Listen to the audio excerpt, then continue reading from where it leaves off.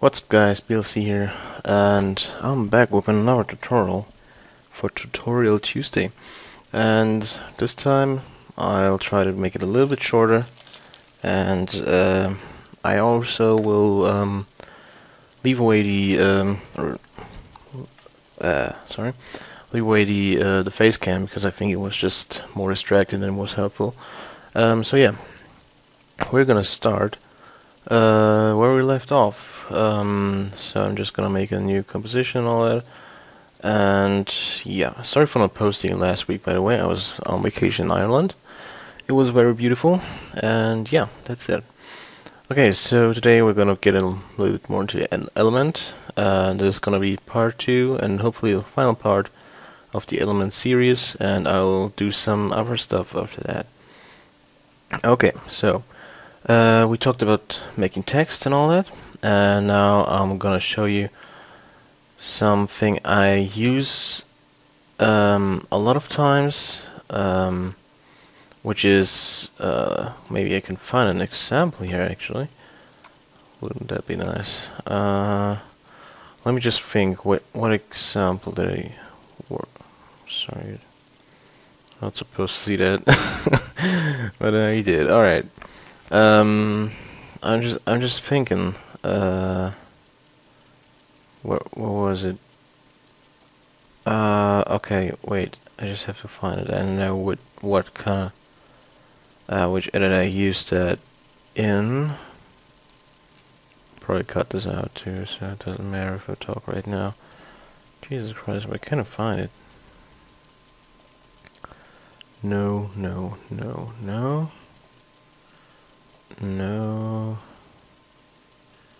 Jesus Christ, where is it?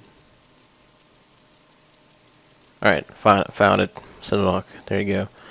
Alright, let's just play this. And I have it right here at the start. Yeah.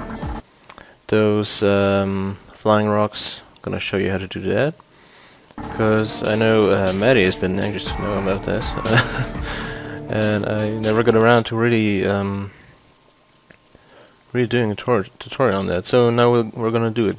So first of all, you go into seed setup. I'm gonna rush through this a little bit faster than last time, just to, because now you guys know what I'm talking about. Hopefully, if you saw the first tutorial. So okay, in your starter pack you have a object called floor fracture. Just load it in, and it just seems like an odd box, right?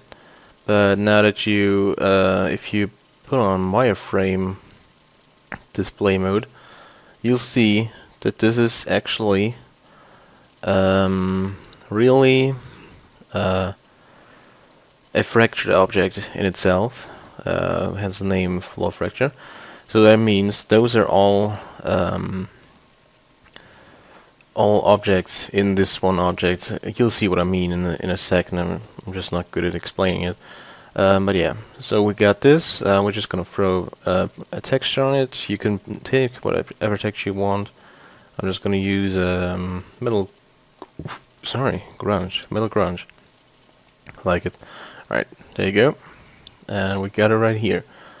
Now let's just make a camera just for viewing and visualizing purposes. Alright, there you go. Now we have this thing here on group 1, so let's open it up. And you want to go to particle look, and there you go to multi-object, check that box, and you've got a whole bunch of these settings which I talked about last time, I think, a little bit at least. And what you want to do is turn on the rotation random. Look at this, ain't that beautiful? I love that. Like, now you see what I mean. Those are all like parts of that box. I'm gonna show you how to do that later for yourself, for some text and all that as well. And yeah, then so you turn on rotation randomness, whatever you like. I'd like to turn it to something like 180, and then the epsilon scatter or the y scatter, whatever you like. Just scatter it around however you like it, whatever you need, you know. You can make those the size random, so it doesn't look that generic. I'm gonna make it a little bit smaller. And I just love having this kind of field of 3D objects because I love depth of field, and you'll love it too when I show you this. Yeah, there you go. I don't know, something about that. I just love it. Like having some out of focus and then having focus up here, then some out of focus again. I just love doing that. But anyways, it's not about depth of field, isn't it? So yeah, you got your basic array of stone bits here, and to just animate them up like I did in that montage, you just want to basically keyframe the Y scatter.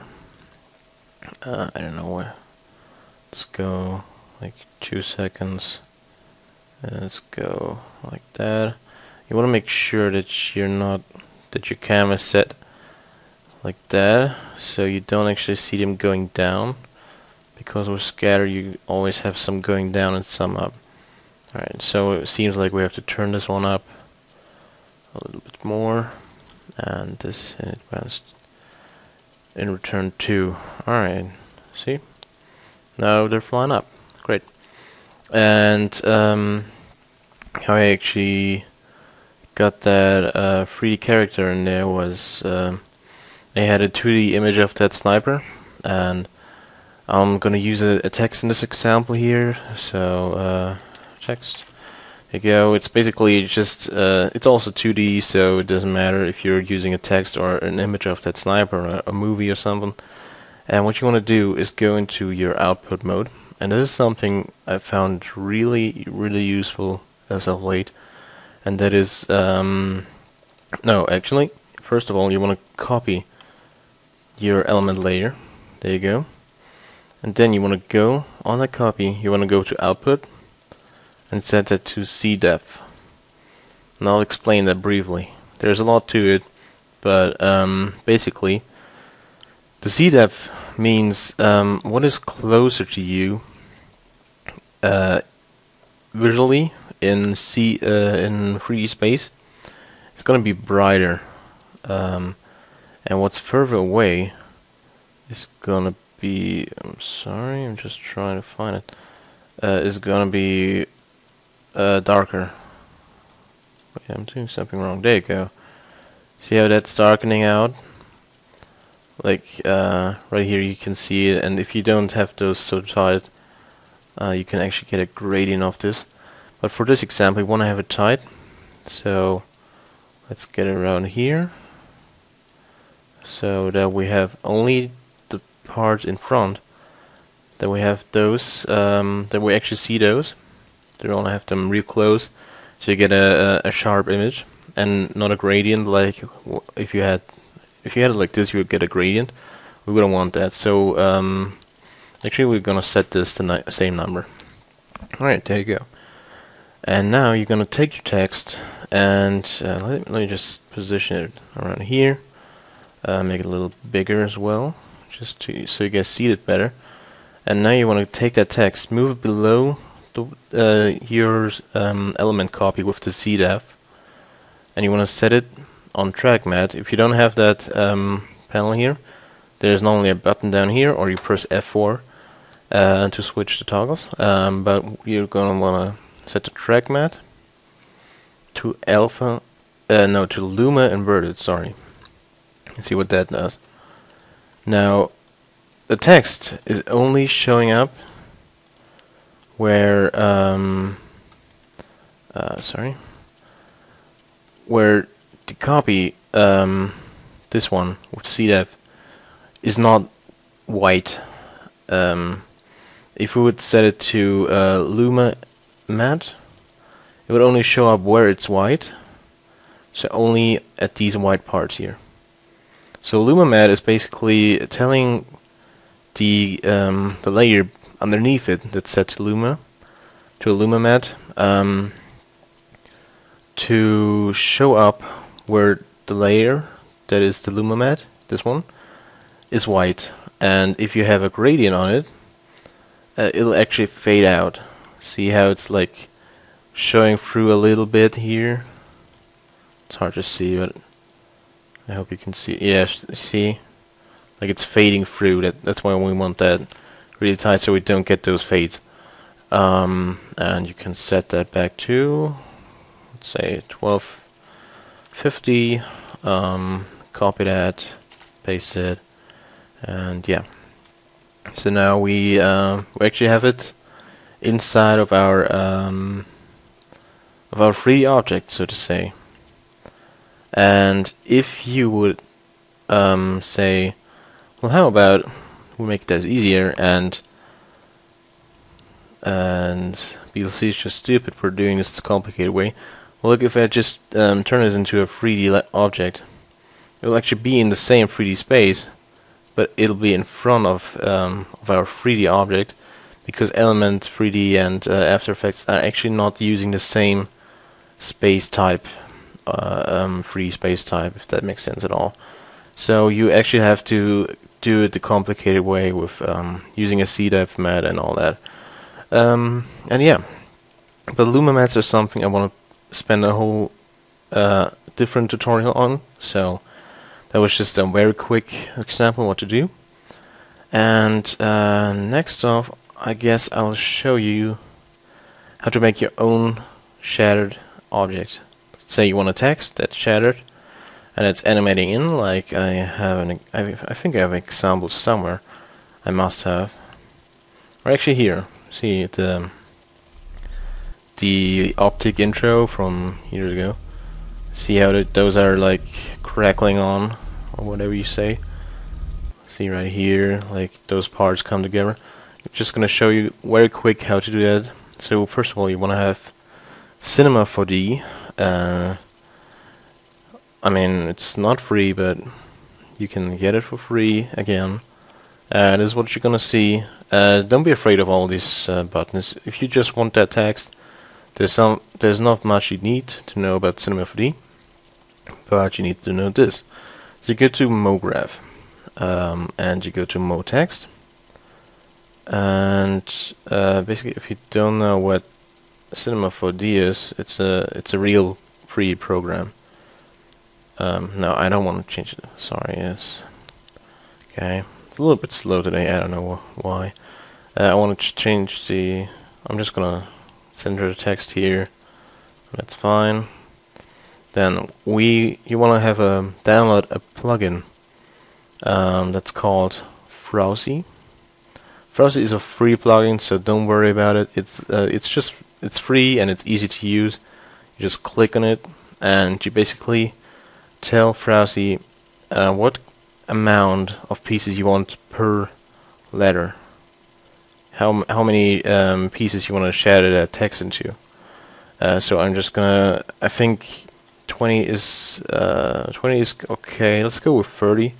I'll actually go with 45 for a really detailed result. And you're just gonna click break now, and it's gonna start breaking your text up. It's important you change your text the way you want before you apply Frowsy, because afterwards you can't change the text anymore, and that's important. But yeah, I just wanted to leave it at that because it's just for a tutorial. But if you want your text to say something specific and you want it to look something like you want to put some fillet caps on it or some bevel, you want to change that before that and then use Frowsy. Alright, so now we have those things here. This is the T letter, and you get 42 pieces. Well, I don't know why it's 42, but whatever. So now you get shattered text, as you see.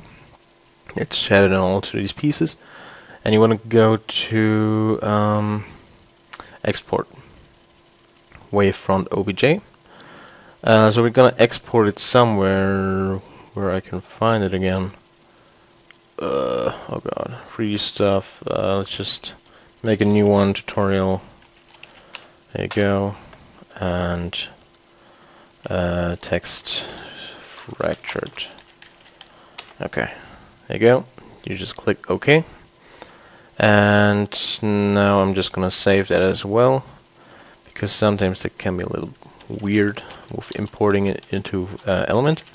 So basically just shared our text in Cinema, and now we want to import it into Element. So I just deleted my copy whatsoever, but there you go, new layer element. Okay, then scene setup, and now you want to go to import and find your find where you saved it at. I saved tutorial, and there's a text fractured obj object, obviously. So that's a 3D object type of file, and you're just gonna click open. And for me, it's kind of weird. It doesn't always show up. And if you actually change the background color here, you see it's actually there. But for some reason, it's all messed up when I load it in an OBJ into After Effects like that. But to fix that, and it took me a long time to realize that, you want to click Auto Normals, and there you go. Now it's fixed. I didn't know that for ages, and I was just going crazy in how to fix that. But anyways, there you go. So you get a text. Let's put a number, some texture on it. I don't know why. Sometimes, actually, let me show you this. Sometimes when you load in a fractured text, you get really weird textures up front. The texture is good here, but it's not on here. So what you want to do is go to your text, click on it, and change texture mapping to box or box preserve aspect ratio. And there you go. Which is kind of weird, but I don't want to go into detail why it does that, but that's how you fix it. Alright, so we got it in group 1. Everything's looking good. We moved our camera earlier, that's okay. And now we have our text here on group 1, and it's the same as with the floor that was fractured. If we turn on this, it's all broken up into pieces, and that's great. And now, to make it animate on, like I showed you in that optic intro, we're going to use the animation engine. And that's something I wanted to talk about more in depth, but I guess you'll get the point, and then you can try it on yourself. What we have to do is actually go into the scene setup and not only apply the text to group 1, but also to group 2 or whatever group you want. So we want to apply it to 2 different groups. Click OK. So nothing changes because they're exactly on the same place. And we are going to go, you want to, normally if you change some of the values in group 1 before you applied it to group 2 as well, the text, you want to go to group utilities, copy paste group, copy the group. It's going to copy all of the values in that group, and you want to copy those values into group 2 or whatever group you applied it to. And now those groups are exactly the same, and okay. So now, just to show you this, I'm going to shut it off on group 1. Now we have it on group 2. You want to probably turn up the size random and maybe the rotation random a little bit, and turn down the size to 0. And why, I'm going to show you in a second. And now we're going to turn on group 1 again, and there you go, and nothing changed. But now we turn on the animation engine, and this is something I found so really useful and easy to use in Element. If you turn on the animation engine, nothing's going to change yet, because what it allows you to do is animate from one group to another group. So right now we're animating 0%, but when I turn this up to 50% maybe, see how that's fading away? So basically it is animating from group 1 to group 2 and now it's at 53% of that animation. And you can actually adjust the smoothness of the animation, so it's actually really sharp. So it's just chugging away. I want to keep it a little bit smoother than that, maybe like that. You can turn on the randomness as well, so it's just it's basically just happening everywhere at the same time, but we don't want that. For the and actually in the optic intro, the text was fading on, so we're actually gonna set it from group 2 to animate it from group 2 to group 1. So there you go. And we have to change the direction because it was fading on this way, and you do that by directional options right here. You can actually change the animation type from directional to radial. I like that a lot. So it's actually coming on radial, but right now we're gonna use directional. And this is something you really want to play around and just play around with. And now we are going to wait. No, that's not it. Sorry. Or was it? No. Okay. So we want to turn around the angle here. So we're gonna type in 180. And now we can animate from 0. Wait. Why is it doing it? Okay, am I stupid now? I think I am. Yeah. We actually didn't have to turn around, but you see here you can turn around the angle of which it animates. Or actually, was it what direction was it animating to? Like, was it from left to right, or well, it was kind of from left to right. So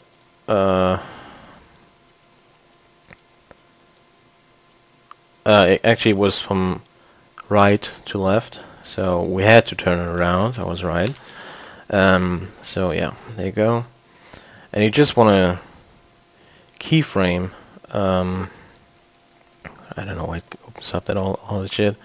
The animation. You want to keyframe the animation value over the course of like 3 seconds. So whatever you want, just up to 100, and there you go. And now you get a really sweet animation. You can use it on whatever you shattered into pieces, and you're good to go. You can also adjust it afterwards, like group 2. We're gonna go into that and adjust the look of it a little bit. So we're gonna turn up the rotation randomness a lot more. This is just something personal, like taste. Yeah, I'm just gonna turn up the scatter a little bit. There you go. That looks nice. So it's actually like coming together from different angles and just kind of transforming. Could get some cool sound effects on there, and you're good to go. And yeah, so you can also use that on regular text. So but then it wouldn't be those like shattered pieces. It would actually be just the letters itself, animated from the scale of 0 to 100 or 1 or whatever you set it to. And yeah, we're already at 24 minutes. So I thank you for watching, and I hope I didn't go too fast, even though I know I rushed a lot. And yeah, but I hope you learned some stuff here, and I hope you enjoyed. And until hopefully next Tuesday, it's from BLC, and goodbye.